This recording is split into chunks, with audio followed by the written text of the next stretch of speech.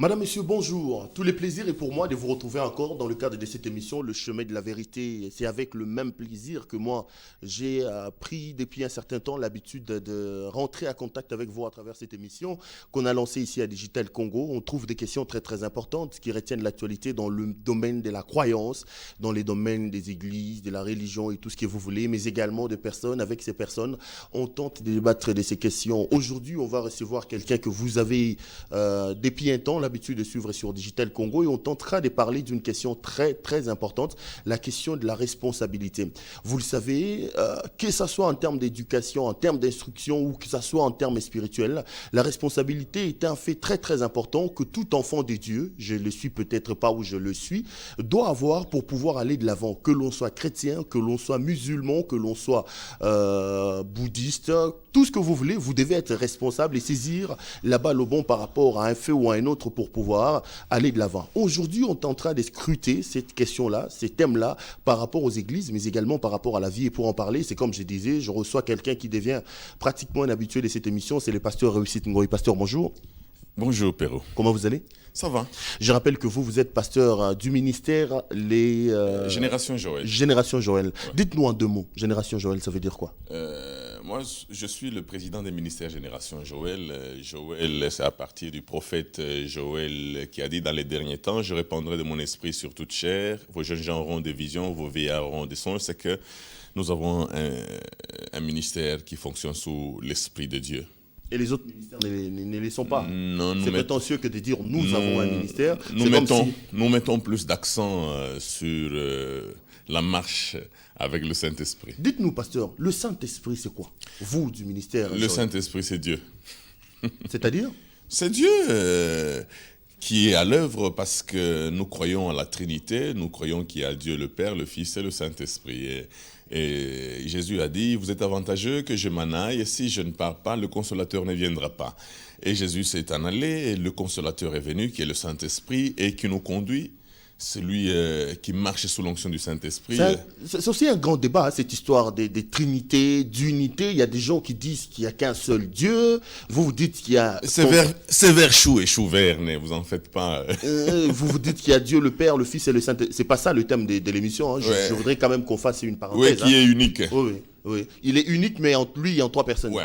Mais par contre, il y en a des gens qui estiment que vous, les trinitaires, vous n'irez pas au ciel parce que, bon, vous confondez des fois, il n'y a qu'un seul Dieu, il n'y a pas trois parties en lui, des choses comme ça. Bon, ils disent que nous confondons, ça ne les engage que, hein, mais nous savons que nous ne confondons pas. Et puis, il y en a de ceux qui estiment, par exemple, nos amis kimbanguistes, et qui disent que le Saint-Esprit qui était promis, c'était Papa Simon Kimbangu, donc vous devez croire en lui. Ça ne les engage que.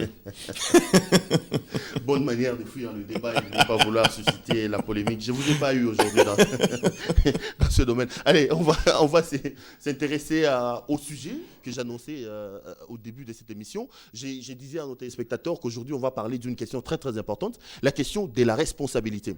On a l'impression qu'à chaque fois que on vous reçoit ici, vous donnez des thèmes qui apparemment ne sont pas aussi sensationnels qu'on a l'habitude de voir. Vous ne parlez pas de 4 lois pour devenir roi, 4 esprits pour ceci, mais vous prenez les thèmes qui sont importants, des thèmes qui sont communs, des thèmes qu'on retrouve dans la société. Est-ce parce que vous êtes quelqu'un qui a beaucoup étudié? Est-ce que c'est parce que les thèmes de la Bible ne vous intéressent? Expliquez-nous un peu ça bien avant qu'on entre en profondeur de tout ça. Non, ces thèmes sont bibliques, sauf que peut-être vous n'en avez jamais entendu.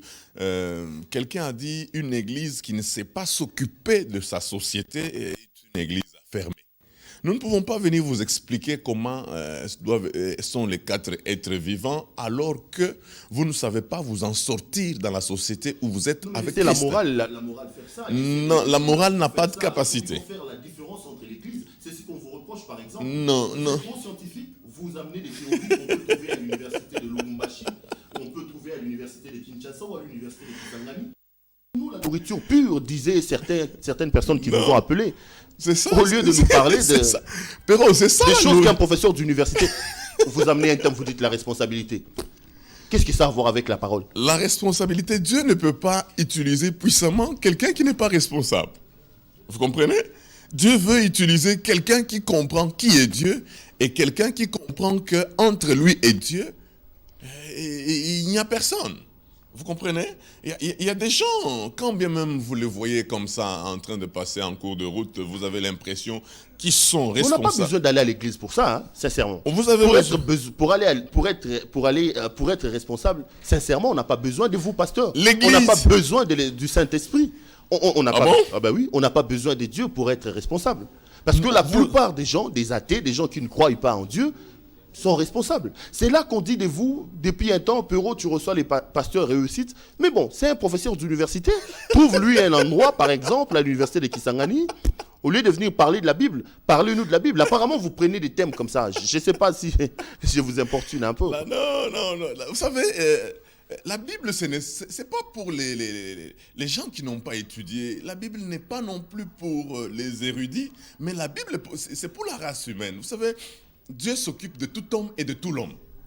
Jésus pouvait donner un message qui concernait et les érudits et les illettrés, et tous pouvaient se repentir et tous pouvaient se retrouver. Vous savez, vous avez eu l'habitude de croire que la parole de Dieu, c'est pour les gens qui ont raté la vie, les gens qui n'ont pas étudié, les gens qui ont un aspect bizarre. Non, la parole de Dieu, c'est pour l'homme. Dieu a adressé la parole de Dieu, sa parole à l'homme, pour que l'homme soit assez libéré. Je crois qu'au fur et à mesure que nous allons avancer dans notre thème, vous vous rendrez compte que Ça n'a rien à voir avec... on veut s'occuper de l'homme et Dieu veut s'occuper de l'homme. Ça n'a rien à voir avec les enseignements de mon ami Toussaint Chilombo Sène, à qui on dit bonjour, qui donne le cours de l'éducation à la citoyenneté, qui parle également de ces histoires de responsabilités. Alors, pasteur, je vais vous mettre à l'aise dans votre thème. Dites-nous, qu'est-ce que vous entendez par responsabilité? Je crois que je vais prendre un texte dans la parole du Seigneur. Vous allez me permettre de lire. Je vous en prie. Ok, nous allons lire dans Genèse 12. Je crois que je vais lire. Vous allez vous rendre compte que Dieu s'occupe aussi de la responsabilité. L'Éternel dit, Genèse 12 à partir du premier verset, l'Éternel dit à Abraham, va-t'en de ton pays, de ta patrie, de la maison de ton père. Je ferai de toi une grande nation et je te bénirai. Je rendrai ton nom grand. Deviens donc une source de bénédiction. Je peux peut-être m'arrêter là. La responsabilité où dans tout ça? La responsabilité, elle est là. Je crois que nous allons tirer une page de responsabilité. Vous savez, Dieu veut utiliser Abraham. Dieu vient voir Abraham, il lui dit, va-t'en. J'ai besoin de t'utiliser, mais tu dois t'en aller. Tu dois quitter ton pays, ta patrie, je dirais même ton clan, ta tribu, la maison de ton père, vers le lieu que je veux t'indiquer. Et c'est là que tu vas me servir. Deviens donc une source de bénédiction. Donc il y a des choses que nous devons savoir. Il y a des gens tels que nous sommes en train de vivre en société. Vous pouvez penser qu'ils sont libres tels que vous les voyez, mais ils n'ont pas une dernière décision sur leur vie. Dieu ne peut pas utiliser quelqu'un qui ne peut pas prendre une décision. Vous savez, surtout dans nos sociétés africaines ici, vous allez vous rendre compte qu'il y a des gens, même quand ils sont matures et qu'ils sentent qu'ils peuvent se marier, ils trouvent une fiancée. Ils sont en train de passer avec la fiancée dans toutes les maisons des membres de famille. Vous allez penser peut-être que c'est pour leur dire je veux prendre cette fille en mariage. Non!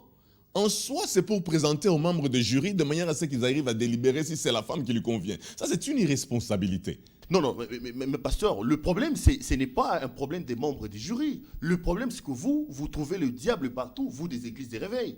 Quelqu'un qui veut se marier dans nos cultures, dans notre manière, on est africain, on est bantou, c'est tout à fait normal qu'il ait la vie de ses parents. Vous diabolisez tout, et ça n'a rien à voir avec ce que vous dites, moi, j'estime. Non, je ne diabolise pas tout. C'est-à-dire que dans nos cultures, il y a aussi des antivaleurs. Et si nous retrouvons des antivaleurs, on peut arrêter.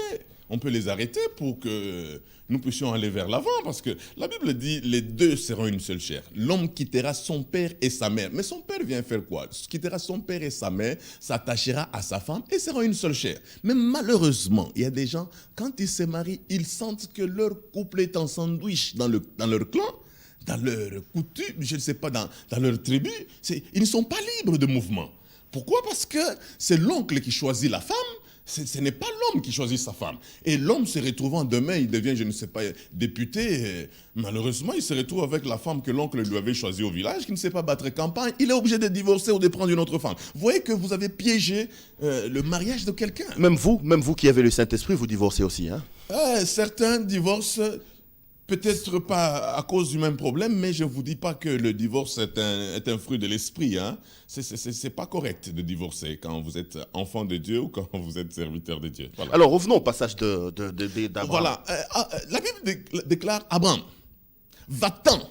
Je crois que je ne veux pas rentrer sur le mot qui est utilisé là. Va-t'en de ton pays, de ta patrie, de la... Le mot impératif. Ouais. Un ordre. pour qu'on ne dise pas non, c'est vraiment l'université. Va-t'en de ton pays, de ta patrie, de la maison de ton père, vers le lieu que je veux t'indiquer. C'est-à-dire qu'on le détache de certains systèmes.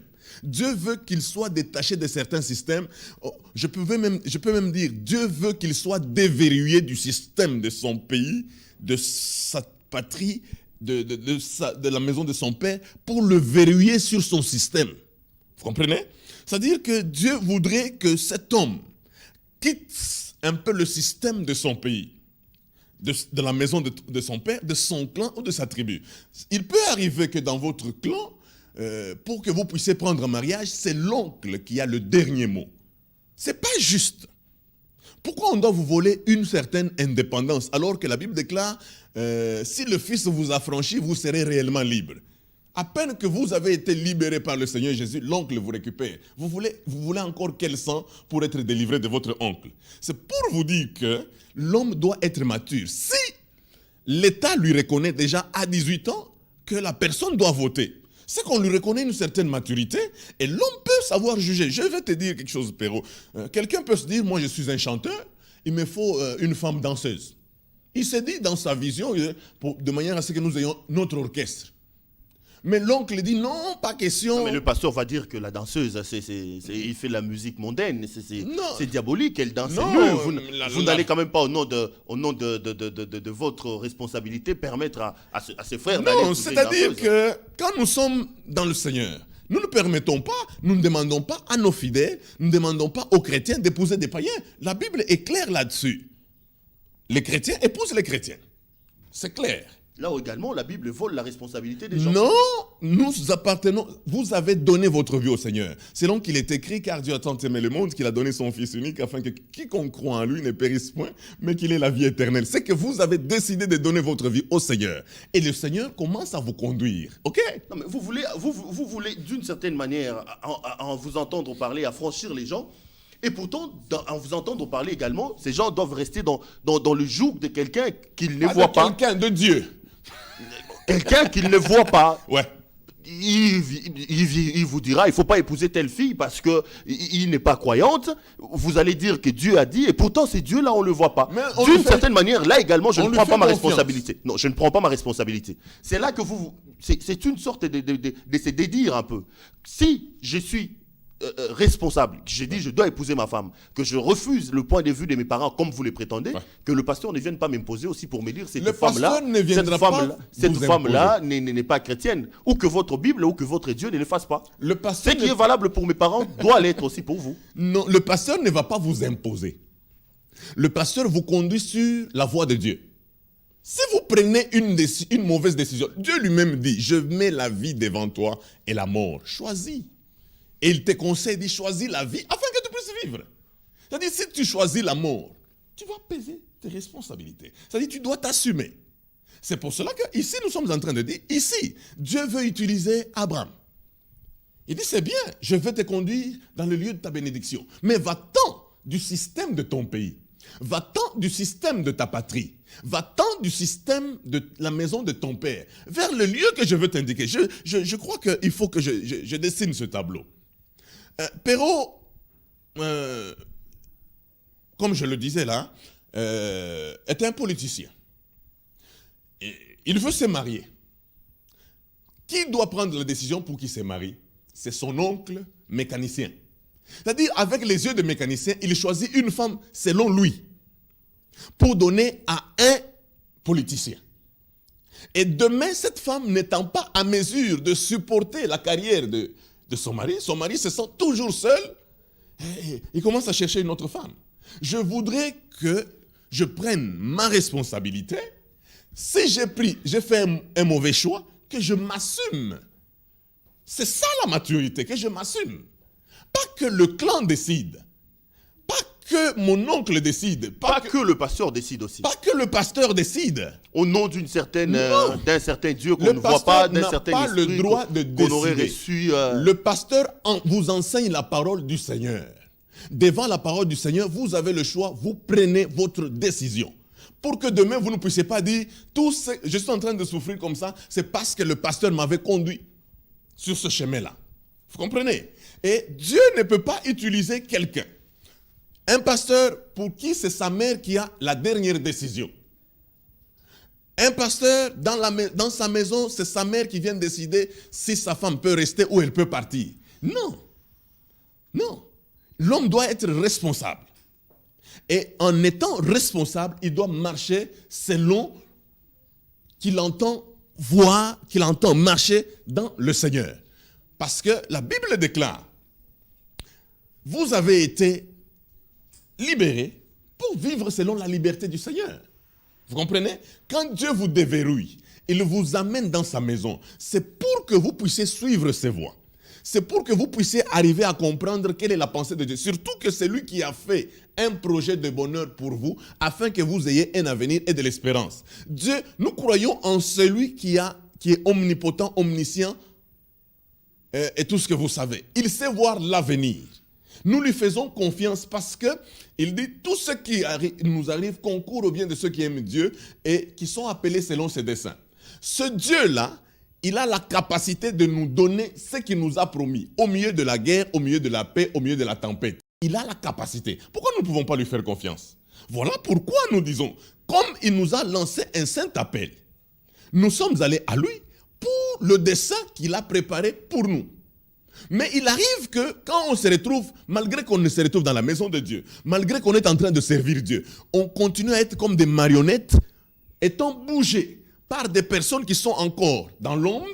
Vous pensez que tout le monde pense que vous avez pris une décision, alors que c'est le clan qui a pris la décision. Vous avez un problème particulier avec le clan. Hein? Alors que c'est la famille qui a pris la décision. Vous avez un problème avec la famille ou avec le clan? Moi, je vous ramène aussi au pasteur. On connaît des mariages que vous, le pasteur, vous avez détruits.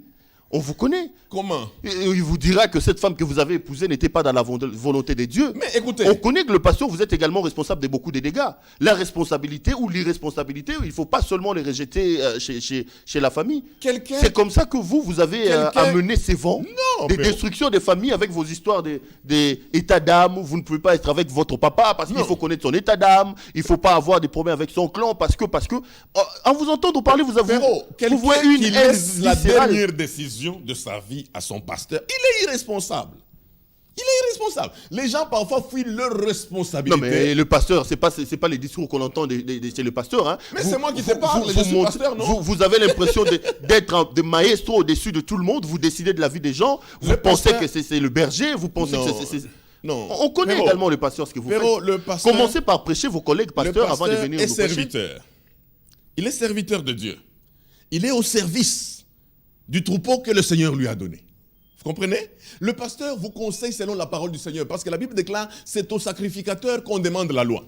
Si vous venez auprès de moi, vous demandez conseil selon la parole du Seigneur. Je vais vous expliquer comment la parole du Seigneur est. Mais ce n'est pas à moi de prendre une décision à votre place. Vous devez être responsable. Il ne faut pas fuir la responsabilité. Il y a des gens qui fuient leur responsabilité. Oh, tout ça, c'est le pasteur. Oh, tout ça, moi, je voulais ça. Et quand je suis arrivé là-bas, le pasteur lui a dit, mais il te laisse le dernier mot. Décide, mon frère. La vie est généralement, les devant toi. pasteurs, vous ne laissez pas les derniers mots. Non, c'est moi qui le... Je suis quand même...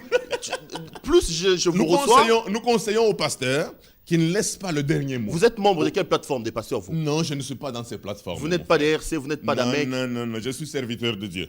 Pourquoi? Je suis d'une plateforme de Christ. Non, mais pourquoi vous n'entrez pas dans des plateformes pour créer ce réveil, cette révolution, pour permettre à vos collègues de comprendre ce que vous comprenez? C'est comme ça qu'on dit de vous que vous êtes professeur d'université, vous vous plaisez à voyager, aller à gauche et à droite. Chacun a sa stratégie.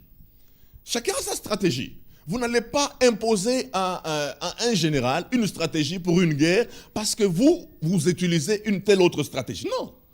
Il a été formé dans une académie militaire, il a de l'expérience. Quand il doit s'engager pour une guerre, vous n'allez pas lui imposer une stratégie que vous n'allez pas partir à la guerre, mais vous lui imposez une stratégie. Manque de modestie, un peu d'orgueil katangais qui rentre en vous. Les autres ne sont pas ce que... Je ne peux pas aller m'associer avec eux, je ne peux pas voir les choses comme eux, je dois rester en marge. C'est un peu ça. Ce n'est pas ça. Chacun a son appel. Quand vous revenez de la province du Katanga, certaines personnes nous disent, on comprend comment est-ce que vous réfléchissez, pourquoi vous avez tel ou tel autre point. Je peux te poser la question, même si c'est toi qui es chargé de poser des questions ici. Je vous en prie. Est-ce qu'il est permis à un pasteur de réfléchir? Oui. Parce que la Bible déclare, c'est lui qui réfléchit sur les choses trouve le bonheur. Laisse-moi réfléchir. Vous voulez prendre la dernière décision sur la réflexion sur moi? Laissez-moi réfléchir. Non, mais je suis votre berger, je suis votre pasteur. C'est moi que je parle avec le Saint-Esprit. Je vois les choses mieux que vous. Ne laissez pas votre cerveau stérile. Quand Jésus est mort sur le bois infâme, son sang nous a purifiés de tous nos péchés. Son sang n'a pas écarté le cerveau de nos têtes. C'est-à-dire que quand bien même nous servons le Seigneur, le cerveau est en place, nous pouvons réfléchir sur des choses et la Bible nous le permet parce que la Bible dit dans Proverbe, c'est lui qui réfléchit sur les choses, trouve le bonheur. Ok? Allons-y. J'ai comme l'impression que je vous attaque tellement pour vous permettre de dire les choses. Ok, il y a des systèmes qui ne sont pas bons, dans lesquels nous sommes en train de vivre. Pour que tu ne dises pas, on accule seulement le clan et la famille. Je sais qu'ici, il y a des familles qui sont très possessives, même quand vous êtes mariés. Les familles sont tellement possessives au point que même la femme que vous prenez, elle se sent en otage quand elle se retrouve dans le foyer. Pourquoi? Parce que la famille ne vous lâche pas. C'est la maman qui décide, c'est la la maman qui décide, c'est l'oncle qui décide, bon, ainsi de suite, c'est le clan. Et puis, toi, tu as 4 enfants, tu dois aller en Europe, tu es muté, tu dois aller en Europe. C'est l'oncle qui dit, tes 2 enfants vont partir, les 2 autres vont rester. À la place, je mets mes 2 enfants, tu n'as rien à dire. C'est l'oncle qui a la dernière décision. Dieu ne peut pas utiliser un homme comme ça, un irresponsable. Ce n'est pas quand même à une mère ou à un clan de choisir un directeur de cabinet d'un ministre. Non. Ça, c'est grave. Le ministre connaît sa vision. Il connaît ce qu'il a comme vision. Ce n'est pas à son père, cultivateur, de lui donner un directeur de cabinet. C'est de l'irresponsabilité. Et son parti politique peut lui Ce en donner. n'est pas à un clan. Vous savez, il y a des choses. Il y a des choses qu'on doit savoir. Pero si... Non, mais quand vous devenez ministre, parce qu'il y a un problème de quotas, le parti vous impose un directeur de cabinet, vous devez il y a des choses. Vous ne devez pas prendre une tête vide comme directeur de cabinet parce que le parti vous l'impose. Je crois que vous pouvez discuter. Je crois que, Perrault, si vous voulez aller loin, je crois que nous avons... Ça me fait rire même avant que je le dise. Nous avons été à l'école primaire. Nous avons appris certains problèmes. Par exemple, on pouvait nous dire, un train quitte le point A vers le point B. Il fait 80 km à l'heure. À quelle heure va-t-il atteindre le point B qui est à 160 km? Et vous calculez. Je crois que quand vous avez une vision, vous devez savoir calculer avec qui aller pour atteindre l'objectif et en un temps record. Vous comprenez? Vous ne devez pas amener n'importe qui peut vous mettre les bâtons dans les roues. Vous savez, vous pouvez avoir toute la bonne volonté, mais vous êtes incompétent. C'est-à-dire l'incompétence n'a rien à faire avec la bonne volonté. Vous pouvez avoir toute la bonne volonté du monde. Vous pouvez même être serviteur de Dieu rempli du Saint-Esprit. Même dans un domaine, vous êtes incompétent. Il ne faut pas dire comment il a pris l'autre, il ne m'a pas pris. Non. Alors, j'en reviens à quelque chose, c'est que vous retrouvez un professeur d'université teinté tellement de l'esprit de son clan ou de sa tribu, et vous voyez que tous ses assistants sont de sa tribu. Et quand il est doyen à une faculté, il n'y a que les gens de sa tribu qui distinguent, comme si, à cause de sa présence, toutes les tribus n'étudient pas correctement. Tout ça, c'est parce qu'il y a un problème d'irresponsabilité. Vous savez, quand il y a une irresponsabilité, la méritocratie tombe. Nous nous retrouvons à l'extérieur du pays. Vous nous faites la morale, mais vous ne nous prêchez pas, sincèrement. Sincèrement, j'ai l'impression d'être en face d'un professeur de morale et non pas d'un pasteur. Vous n'êtes pas habitué peut-être à de tels... je tire ça de la Bible. Vous n'êtes pas peut-être habitué à entendre ce son de cloche. Je crois que ça va vous aider. Vous vous retrouvez par exemple un système que nous avons ici chez nous. Je prends l'exemple de nos frères les Nigérians. Quand vous arrivez en Europe, Vous arrivez en Afrique du Sud. Les Nigérians ont des églises. Et dans ces églises, il y a les autochtones. Mais quand vous allez voir les églises des Congolais, vous allez voir en plein Londres, on prêche en lingala. Et des gens qui ont déjà fait 15 ans à Londres qui ne savent pas parler anglais. C'est-à-dire c'est comme Israël qui sort de l'Égypte, mais pour qui l'Égypte n'a pas encore libéré. Donc Israël est sorti de l'Égypte, mais l'Égypte n'a pas quitté le cœur d'Israël. La plupart des églises congolaises à l'étranger sont remplies de Congolais. Sont remplis de Congolais. Je me demande s'ils font La communauté congolaise de Belgique. Je me demande s'ils font partie des entités de l'HCR, donc c'est-à-dire que vous allez vous occuper des réfugiés congolais à l'extérieur. Mais je me pose toujours des questions. Pourquoi? Là également, c'est un problème de responsabilité à votre avis. Mais ouais, vous devez savoir quitter le système de votre pays. Vous devez quitter. C'est un système. Vous retrouvez que, j'ai retrouvé des gens en Afrique du Sud, ils améliorent leur lingala en Afrique du Sud. Vous comprenez un peu? Au lieu de chercher à connaître l'anglais, d'entrer dans le système qu'ils trouvent là, afin de trouver un bon emploi. Non, ils préfèrent améliorer leur lingala en Afrique du Sud et être à l'écart. Pourquoi? Parce qu'ils estiment qu'ils sont toujours tout petits. Et parfois, ils sont grands seulement à leurs yeux. Le monde est devenu comme un pays. C'est-à-dire, quand vous arrivez à un endroit, vous devez connaître le système qui est à cet endroit et savoir s'accommoder à ce système pour avoir le meilleur de ce pays-là. Mais quand vous venez, vous réfléchissez comme à Kinshasa, mais à Paris. Mais vous ne pouvez pas avoir un bon boulot. Vous ne pouvez pas exceller. Vous ne pouvez pas manger les meilleures productions du pays. Non. Vous allez rentrer ici, c'est pour cela qu'il y en a, après avoir acheté quelques habits, pour qu'ils se sentent à l'aise, ils rentrent un peu au pays pour retrouver un peu un temps de gloire, parce que quand ils vont... Non, mais la solidarité africaine, on sait que le Congolais, c'est quelqu'un qui est trop fraternel, la fraternité, vous ne pouvez pas nous reprocher ça, pasteur.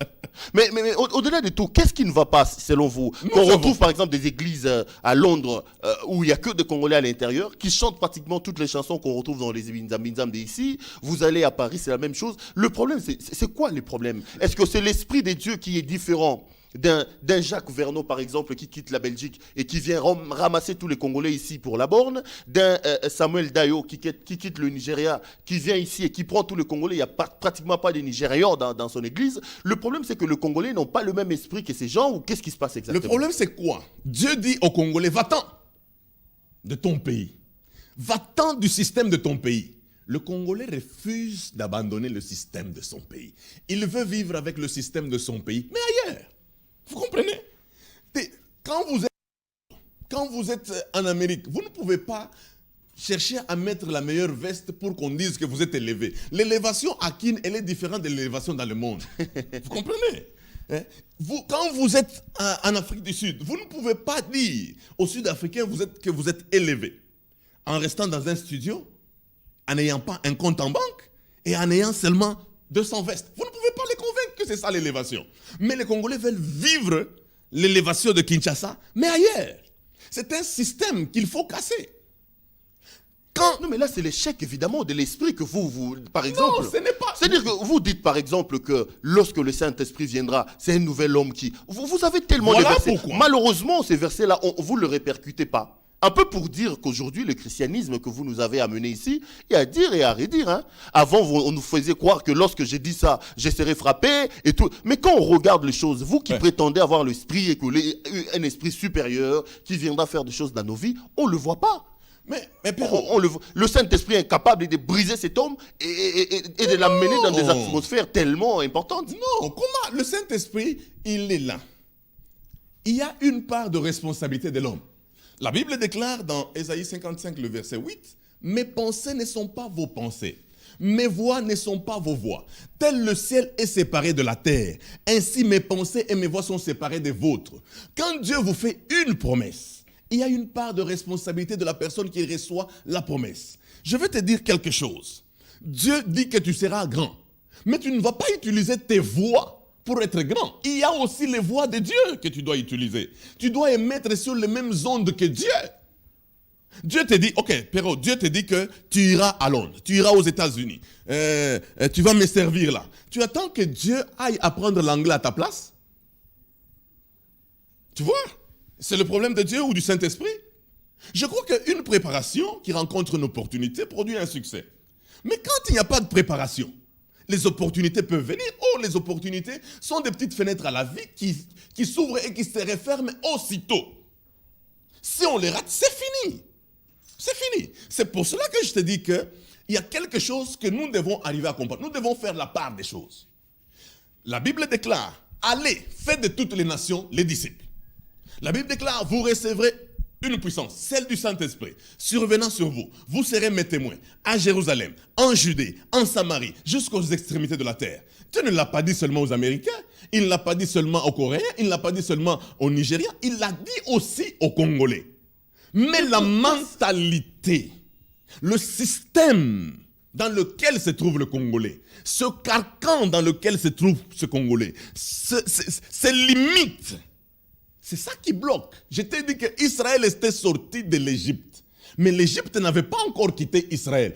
Il faut que le Congolais fasse un travail intrinsèque d'abandonner le système de son pays, de sa patrie, de la maison de son père, vers le système de Dieu. Vous comprenez? Et ça, combien de fois nous avons... Il y a des gens qui ont de l'argent. Dans cette ville, il y a des pasteurs qui ont de l'argent dans cette ville pour envoyer des missionnaires au Niger. Mais nous laissons, le Niger c'est un pays francophone, nous laissons aux Nigériens qui sont anglophones d'aller évangéliser le Niger. Mais nous sommes ici. Nous sommes ici.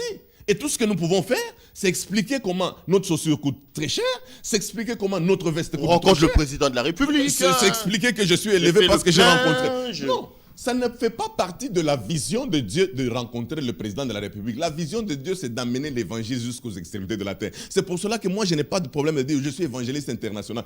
Tous nous sommes internationaux. Prophète des nations. Non, vous savez, ça, ce sont des mots. nous avons besoin du résultat. C'est pour cela que nous avons besoin de quitter nos systèmes de voir les choses. Nous avons besoin de quitter nos systèmes de faire pour adhérer au système de Dieu. Qu'est-ce que Dieu attend de toi? Il dit à Abraham, sors, va-t'en de ton pays, de ta patrie, de la maison de ton père, vers le lieu que moi, Dieu, je t'indiquerai. Et c'est là qu'il y a ta bénédiction. Mais si tu n'obéis pas, tu auras toujours des problèmes. Tu auras toujours des problèmes. C'est pour cela que Paul parlait des limites, que nous ne travaillons pas hors de nos limites. Est-ce un problème de peur? Est-ce un problème de complexe d'infériorité?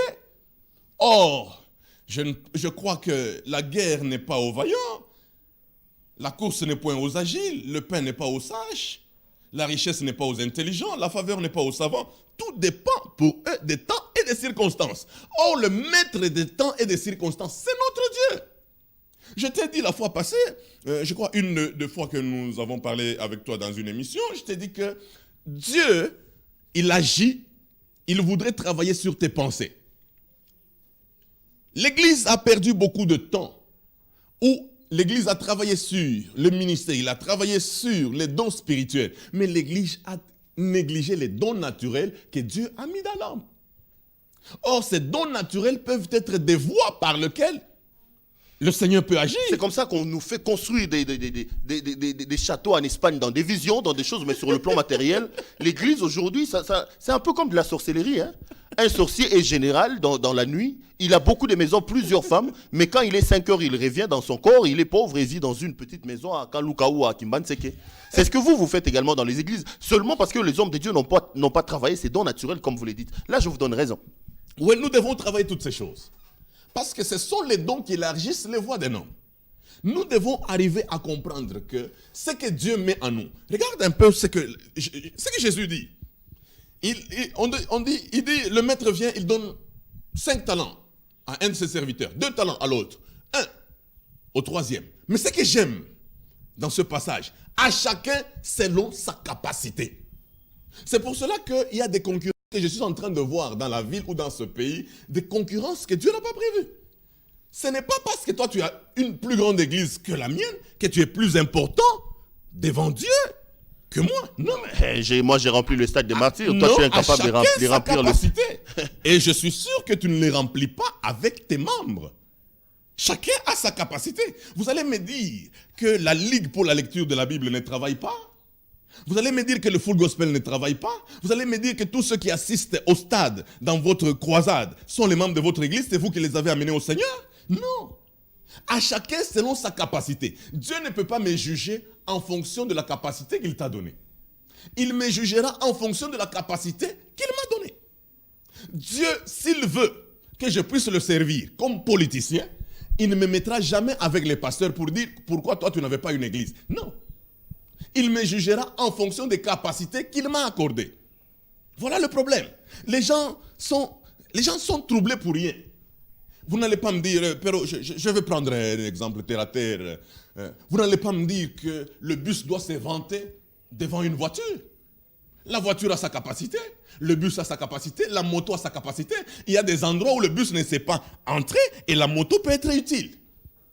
Vous ne pouvez pas comparer la moto à un bus. Le bus ne passe que dans des grandes artères, mais il prend beaucoup de gens. Mais le bus a ses points faibles, il ne peut pas entrer dans le sentier. La moto prend une personne ou deux personnes, mais peut entrer dans le sentier. Vous pouvez comparer une moto seulement à une autre moto. Vous ne pouvez pas comparer une moto à un bus ou à une voiture. Et c'est ça le problème. Il y a des gens qui ont été appelés pour servir Dieu dans certains domaines. Ils ne doivent pas se comparer à ceux qui ne sont pas appelés de ce domaine. Comme j'ai entendu dire, quelqu'un dit, si tu es vraiment serviteur de Dieu, remplis le stade. Dieu ne m'a pas oint pour remplir le stade. Il m'a oint pour annoncer la bonne nouvelle aux pauvres, libérer les captifs, proclamer une année de grâce. Et surtout que maintenant, il y a la campagne. Hein, les pasteurs, on les sent. Hein, les campagnes d'évangélisation se multiplient à gauche et à droite. Le vrai problème, c'est pour montrer aux politiciens que, attends, j'ai la foule derrière moi. Hein. On a compris la manœuvre. Vous, les hommes de Dieu, l'argent, vous l'aimez tellement. C'est ça le système que je suis en train de refuser. Vous allez multiplier des campagnes. Il faut que vous en soyez libérés. Il faut que vous en soyez libérés. Pour que vous puissiez arriver à comprendre que vous ne pouvez pas faire la joie des politiciens alors que vous déplaisez à Dieu. L'onction que Dieu vous a donnée, ce n'est pas pour plaire aux politiciens. Non. C'est pour cela que Paul dit, quand je suis venu vers vous, je n'ai pas cherché à connaître autre chose. Si ce n'est Jésus crucifié, scandale pour les Juifs, folie pour les Grecs, puissance pour ceux qui croient en Christ. C'est tout. Nous ne pouvons pas démontrer à Dieu comment nous avons rempli tel parc, tel stade, tout ça. Non, il n'y a rien qui peut surprendre Dieu. Mais Dieu nous juge en fonction de nos œuvres. Il est toujours possible que vous ayez donné l'argent aux gens pour qu'ils soient au stade. Il est toujours possible. Si je ne remplis pas un stade, c'est que Dieu ne m'a pas donné la capacité de remplir le stade. Et Dieu ne me jugera pas en fonction de ceux qui doivent remplir le stade. Je dois faire ce à quoi le Seigneur m'a appelé. Voilà, je voudrais expliquer ça en termes clairs. Je ne dois pas me comparer à quelqu'un, je dois me comparer à ma propre vision. La vision que le Seigneur m'a donnée. Suis-je en avance? Suis-je en retard? Suis-je où? Je dois savoir, je viens d'où, je suis où et je vais où. Voilà. Les gens sont parfois très distraits à cause des phénomènes de vie. Il y a des gens qui entendent, oh, tel a fait la convention, c'est pour cela que l'effectif de l'église a doublé. Non, moi, il faut que je fasse une convention. Il faut passer à la télé, trouver un espace, commencer à... Et là, ça devient une distraction. Tu sais que passer à la télé, c'est un couteau à double tranchant. Ça peut te disqualifier, tout comme ça peut te faire monter. Vous comprenez? Vous pouvez passer à la télé, vous ne savez pas expliquer les choses, et vous savez... La Bible déclare, même l'insensé passe pour être sage quand il est calme. Il y a des gens, en restant calmes, ils estiment que vous êtes sage, mais quand vous ouvrez seulement vos bouches, ils disent « Ah, je pensais qu'il était sage, mais vraiment, c'est un vaurien. » Vous comprenez? C'est-à-dire que tout le monde n'est pas appelé à travailler à la télé. Il y a des gens qui n'ont pas le verbe. Il y a des gens qui peuvent comprendre les choses, mais qui n'ont pas la capacité de les expliquer. Cela ne veut pas dire qu'ils n'ont pas été appelés par le Seigneur. Chacun a ses capacités et Dieu nous jugera en fonction de nos capacités. Non, mais pasteur, quand vous regardez ces choses et que vous critiquez tout ça, est-ce que vous pensez qu'un jour, on arrivera enfin à avoir des serviteurs de Dieu capables de réfléchir comme vous le dites, hein, je ne dis pas que vous réfléchissez de manière extraordinaire, je parle de ce que vous dites. Est-ce que nous aurons dans ce pays les hommes de Dieu capables de faire passer ce genre de messages? Qu'est-ce qu'il faut exactement pour enfin permettre au Congo et à ce pays, vous refusez d'entrer dans les plateformes? Et pourtant, c'est des endroits, à mon avis, où vous pouvez distiller ce message pour permettre à vos collègues, à vos confrères de pouvoir comprendre et de donner ce genre de messages. Mais est-ce qu'on arrivera un jour à ça? Qu'est-ce qu'il faut pour arriver enfin? Qu'est-ce qu'il faut? Je crois que le Seigneur est plus grand que tout ça. Il n'y a rien qui soit nouveau sur la terre. Une telle confusion, ce n'est pas la première fois. qu'il y a eu une confusion. Paul est en train de dire aux Corinthiens, j'ai entendu qu'au milieu de vous, il y a une impudicité qui ne se retrouve même pas chez les païens, au point que quelqu'un a pris la forme de son père. Donc il n'y a rien de nouveau.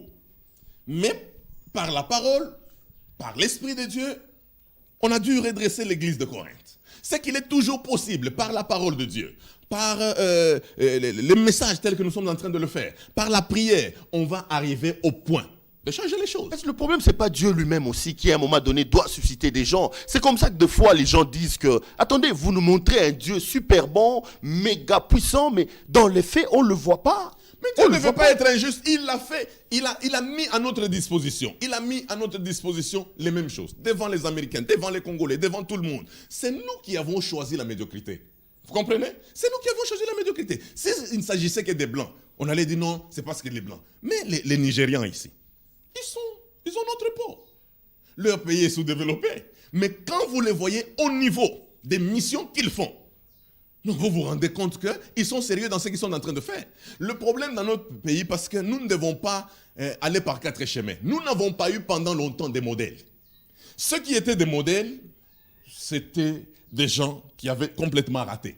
Nous sommes en train de refaire les modèles. C'est pour cela que j'ai dit à nos bien-aimés que nous avons besoin de mentors. Vous êtes en train de refaire le modèle. Ça, c'est une affirmation un peu... Nous avons besoin des gens qui vous reconnaissez votre ministère, votre appel. Il y a des mentors dans le monde, des gens qui ont réussi. Si vous n'en trouvez pas au pays, vous pouvez en trouver à l'extérieur du pays. Aujourd'hui, le monde est devenu comme un pays. La communication va à une très grande vitesse au point que aujourd'hui, tu ne sais pas me dire non, ma maison est à 30 km d'ici. Tu sais me dire ma maison est à 15 minutes de route. C'est-à-dire que le temps est devenu très précieux. Tout se calcule en fonction du temps. Donc la communication est devenue très importante pour le moment. À partir d'ici, vous pouvez avoir un mentor aux États-Unis. Quelqu'un qui peut vous servir de modèle. Vous comprenez? De manière à ce que vous puissiez reproduire. Parce qu'il n'y a rien de nouveau. Ce que vous voulez faire, il y a quelqu'un d'autre qui l'a déjà fait, qui a réussi. Pourquoi ne pas emprunter la voie qu'il a empruntée? Mais malheureusement, quand vous empruntez la voie de quelqu'un qui a échoué, sachez que vous allez tomber. Alors Didier Lukunku me fait signe qu'on tend petit à petit vraiment vers la fin de cette émission. On vous retrouvera certainement dans les émissions qui arrivent. Alors pasteur, vous avez parlé de la responsabilité, vous circulez à travers le monde. Le problème, c'est le pays, le problème, c'est Dieu, le problème, c'est les hommes de Dieu, c'est l'esprit. C'est quoi le problème exactement? Le problème, c'est l'homme. Le problème, c'est l'homme. Dieu a déjà fait sa part. C'est pour ça que Jésus a dit, tout est accompli. Il a déjà fait sa part. Il faut que l'homme le cherche. Par la parole, par la prière. Il faut que l'homme découvre ce que Dieu attend de lui. Vous savez, les petites visions que nous avons, c'est comme des éléments de puzzle. La grande vision appartient à Dieu.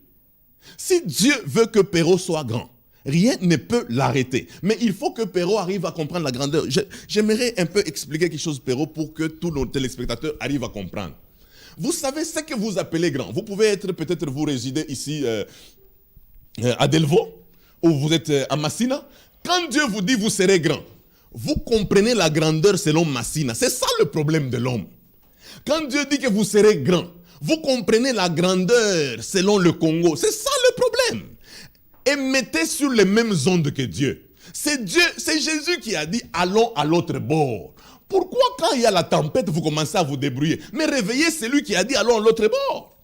C'est lui l'auteur-compositeur. Réveillez-le pour dire, Seigneur, tu nous as dit allons à l'autre bord. Maintenant, nous avons des problèmes dans le parcours. Ne nous débrouillons pas parce que nous allons finir par changer de vision et dire, voici, nous sommes en train de mourir. Alors, il vous a dit, allons à l'autre bord. Le problème qui est là, c'est que nous devons savoir défendre les combats de l'Éternel. Le problème des hommes de Dieu, c'est qu'ils défendent leurs propres combats. Vous comprenez? Quand vous défendez vos propres combats, Dieu n'est pas avec vous. Défendez les combats de l'Éternel. La Bible déclare que David défendait les combats de l'Éternel. Quelle est la vision que vous avez? Là où vous êtes en train de partir, est-ce Dieu qui vous a dit de partir là? Est-ce qu'il sera avec vous? Faites ce que Dieu vous a dit de partir. Ce que vous a dit de faire. S'il dit, arrêtez avec l'église, mettez un pasteur assistant, allez me servir au Burundi. Allez au Burundi. Il ne faut pas commencer à dire, oh non, je vais d'abord demander à l'oncle de Kimpese s'il est d'accord pour que je puisse partir. Vous devez être responsable. Vous devez savoir prendre une décision et partir. Parce que Dieu, il est digne de crédibilité. Allez, ça sera votre mot de la fin pour cette émission. Pasteur, merci beaucoup. Je vais vous donner 10 secondes. Respectez-le, dites un mot pour le pays, comme d'habitude. En 30 secondes. Que le Seigneur bénisse ce pays. Que nous soyons transformés par le renouvellement de l'intelligence afin que nous discernions quelle est la volonté de Dieu. Dieu a une vision pour ce pays. Mon vœu et ma prière, c'est que les hommes de Dieu saisissent la vision parce que Dieu est prêt à accompagner cette vision. Nous voulons enseigner la parole de Dieu dans le monde avec les minéraux que nous avons dans ce pays. Nous pouvons amener l'évangile jusqu'aux extrémités de la terre. Nous pouvons avoir des missionnaires aux États-Unis, en Chine, et nous pouvons les supporter parce que Dieu a déjà donné les moyens. Que Dieu vous bénisse. Didier Lukunku dit Amen. Alors, merci beaucoup, pasteur. Madame, messieurs, cette émission est complètement terminée. Comme d'habitude, on va dire merci à l'équipe qui a fait un travail remarquable. Aujourd'hui, Sir Sumboa, l'homme de tous les dangers, de tous les enjeux, était derrière la caméra. Giscard Ndjoko, on pense également à Olivier Kinsangi qui était aussi derrière la caméra. Sir qui esquisse un petit sourire. Il faut faire très attention avec ce jeune homme, il va très vite. Pasteur, merci également à vous. Didier Lukunku, de tous les temps et de tous les jours, était à la réalisation, supervision, prise des sons et tout ce que vous voulez de cette émission. On vous retrouve la semaine prochaine. Portez-vous bien, restez branchés sur nos programmes. Merci beaucoup, pasteur. Merci. Que Dieu vous bénisse. C'est gentil, merci.